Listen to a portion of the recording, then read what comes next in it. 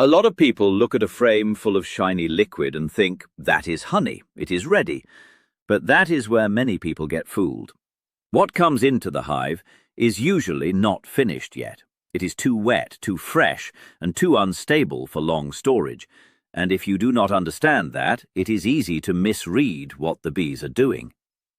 By the end of this, you will clearly see what mature honey really is, why bees keep working on nectar after they bring it home, why they sometimes move it from one cell to another, and why those wax caps matter much more than they seem.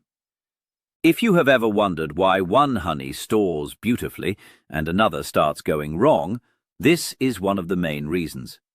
Mature honey is not just nectar sitting in comb for a while, it is nectar that bees have finished. That is the key idea. Flowers give the raw liquid, but the hive does the real processing. Fresh nectar contains a lot of water, much more than people imagine. Bees cannot store that safely for a long time in that condition. So when a forager comes back, she is not delivering finished honey. She is delivering the starting material. And this is where many people miss what is really happening inside the hive. They imagine bees simply collect something sweet and put it away. But the truth is more interesting. The colony is actively changing that liquid until it becomes stable enough to keep. That is the whole goal, not just sweetness but stability. The first thing bees do is add enzymes. This starts changing the nectar. Then they begin reducing moisture, and that second part is a huge deal, because water is the difference between something that keeps well and something that can spoil. If honey stays too wet, it can ferment. It can look fine at first and still go bad later. That is why maturity matters so much. It is not just about taste, it is about whether the product is actually ready. And bees do not solve that problem in one step. They work on it gradually. A bee may hold nectar as a small droplet before placing it into a cell. That might sound like a tiny detail, but it helps moisture escape faster. Then, nectar may be spread into a thin layer in a cell. Later, it may be taken up again and moved. Other bees fan air through the hive.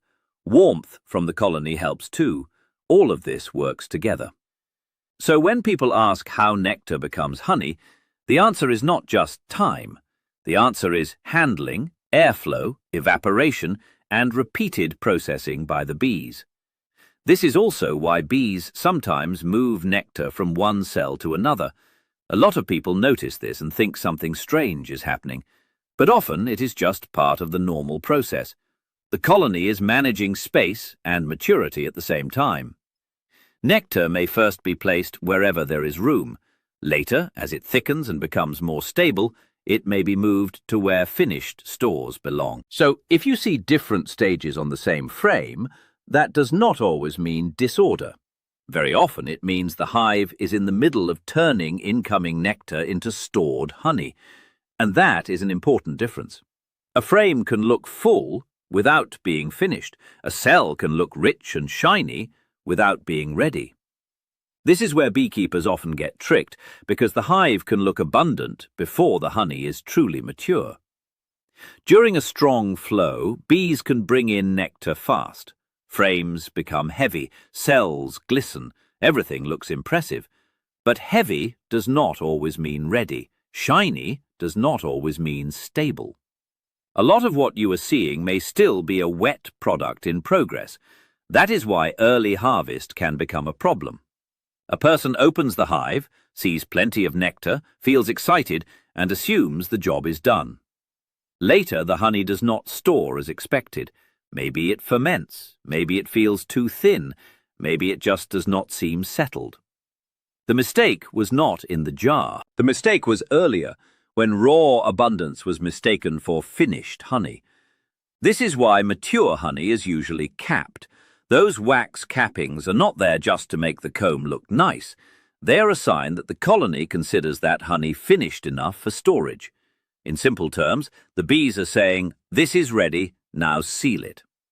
That is why capped honey usually gives people more confidence. It is one of the clearest signs the bees have reduced the moisture far enough and turn the nectar into a stable reserve.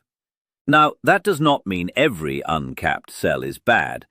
Bees do not finish every cell at exactly the same moment. A frame can hold several stages at once. Some areas may already be ready while others still need work. So it is better to think of capping as a strong sign of maturity, not as a magical line where everything before it is useless. The real point is that bees usually cap honey after the main work is done, not before. And once you understand that, you start reading comb very differently. You stop asking, "Is there honey here?" You start asking, "What stage is this in?" That one shift helps a lot. It makes you slower in a good way. It makes you look past the first impression, and it helps you trust the process instead of rushing it.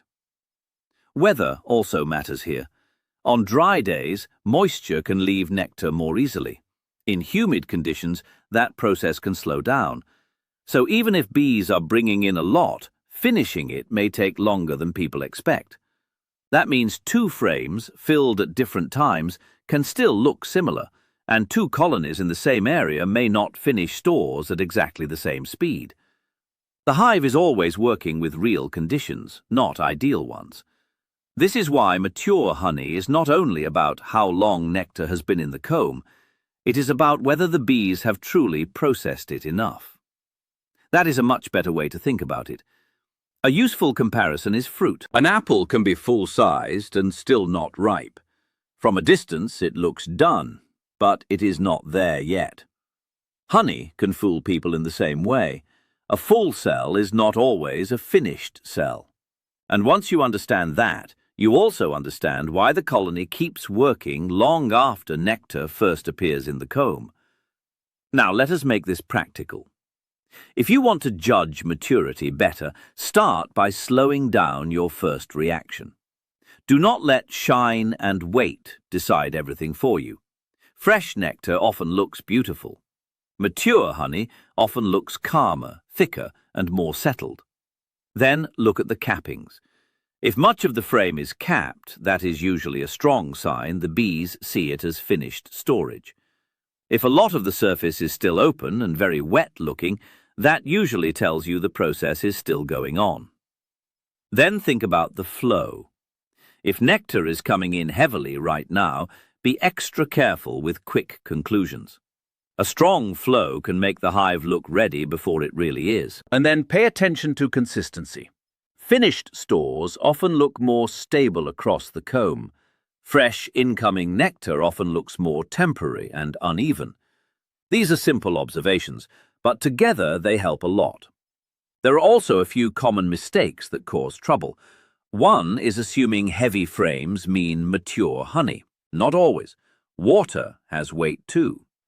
Another is trusting appearance too much. Wet nectar can look amazing. Another is rushing because the season feels short.